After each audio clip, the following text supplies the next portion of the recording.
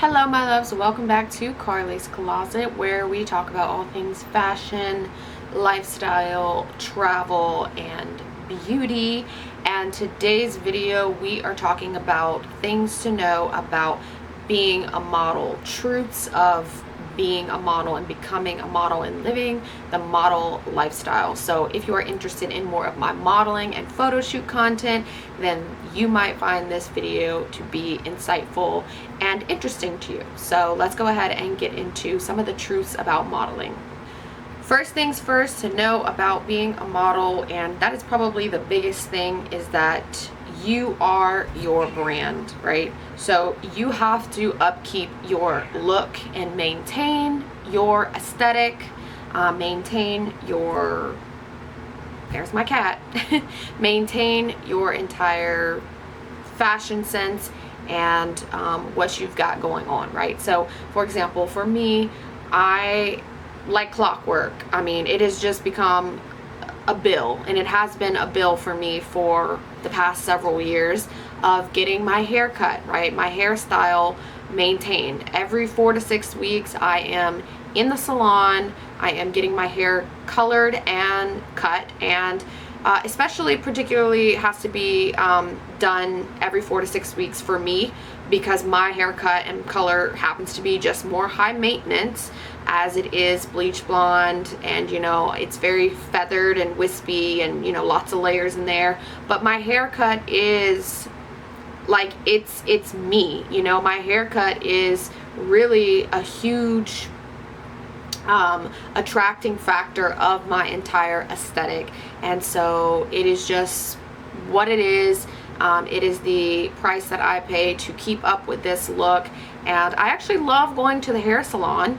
I really truly do love getting my hair done, but it is an expense, okay, to say the least. It is an expense and can get pretty expensive. The subject of hair, another point that I wanted to make, my cat drooled on me. Another point that I wanted to make is your hair colors, right? So another truth about being a model is that you don't always have the freedom to change your hair colors as you wish.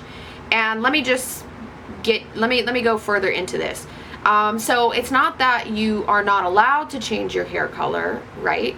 But the way that your hair color is and what you have built your portfolio on is ideally what you want to maintain. There she is, trying to be all up in the camera. Sorry, why don't you just look at the camera and say hello? So yeah, I have always been a blonde, even when I have changed my hair color throughout the years, here and there, sporadically, honestly, because sometimes I will get an itch to just go out on a whim and change my hair color. Even with that, I pretty much usually consistently stay or resort back to blonde. That is my look.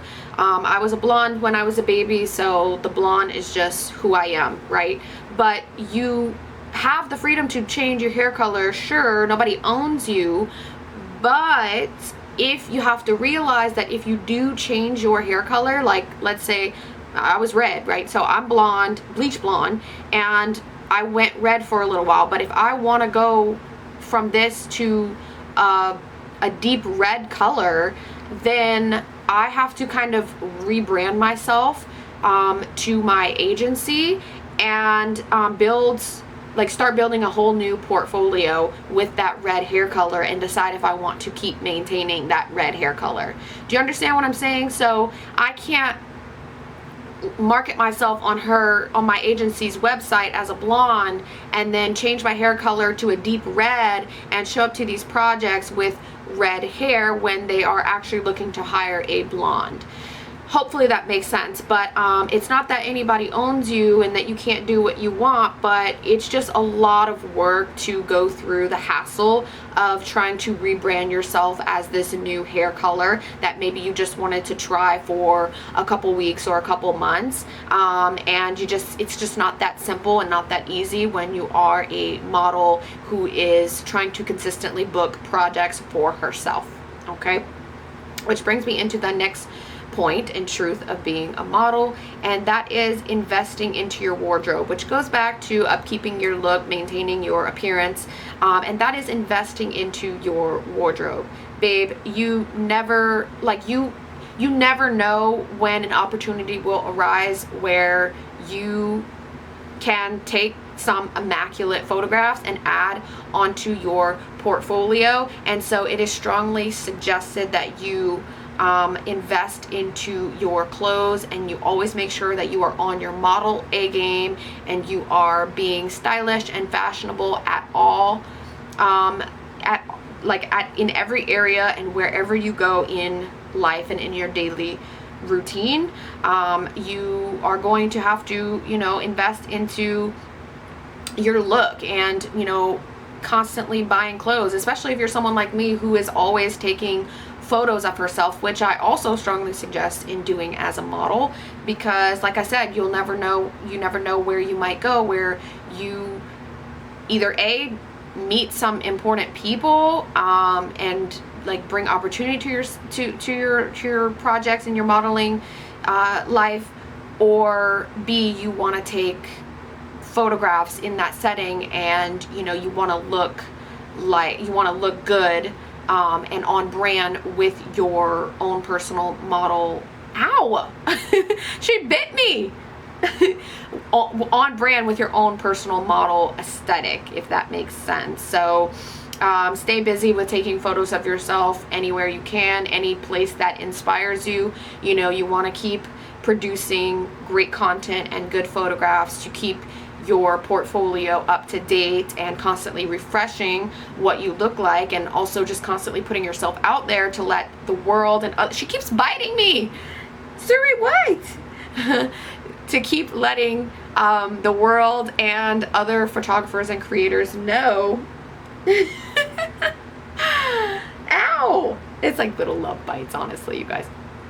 To let them know that you are still working, you're still a model that's willing to work, and hopefully you can attract projects and collaborations for yourself, right? So that's my thing, is that no matter, I will always be on my model A game, always on my fashion A game, always investing into new pieces, always ordering new clothes, so that way I have different looks for all the photographs that I do take. And again, it is a bill, it's an expense to keep up with this lifestyle. So you have to commit to it, and you have to commit to it hardcore, and you have to have a passion for it. And I most definitely have a passion for it. So that's why I do it, right? But it is just that. It is a commitment, okay?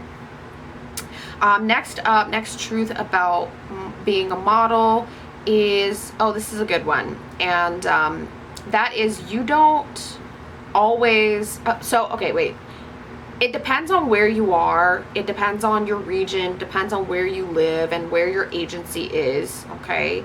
Especially, this is definitely like my case, right?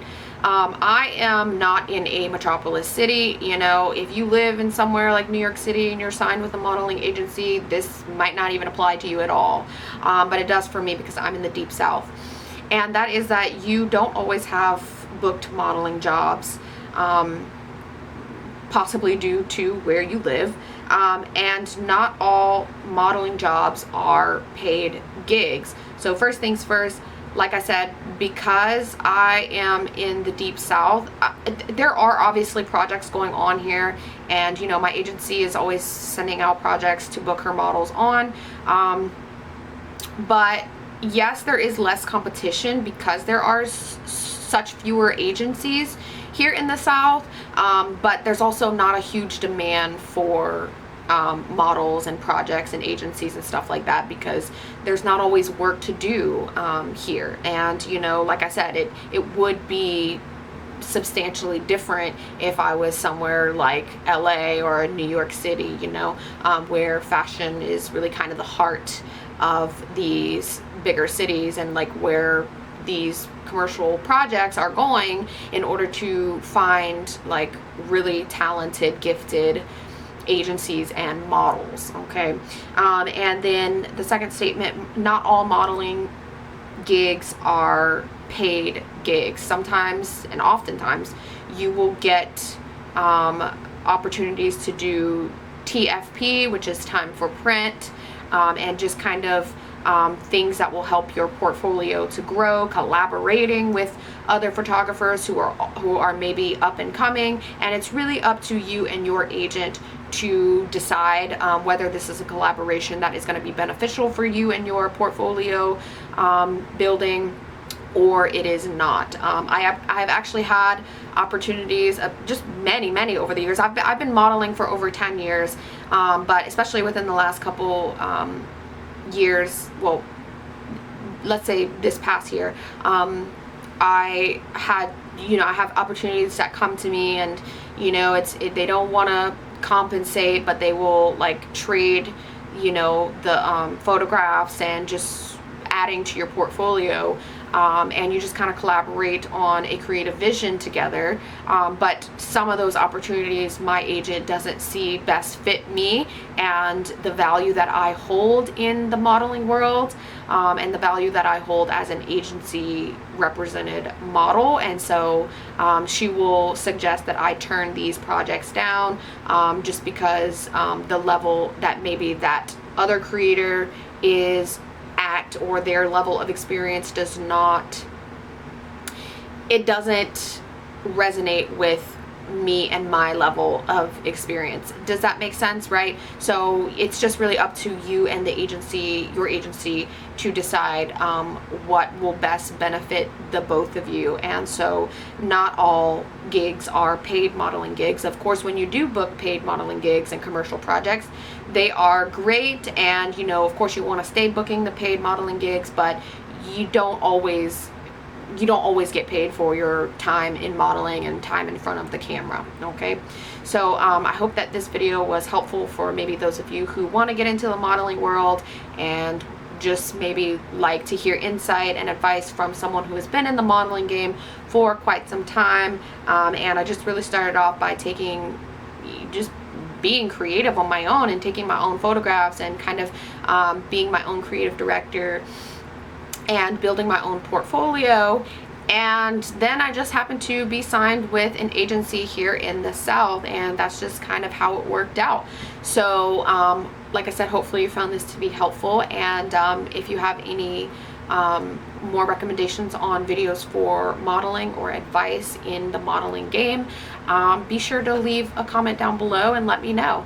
Until the next video, I'll talk to you guys soon. Love you.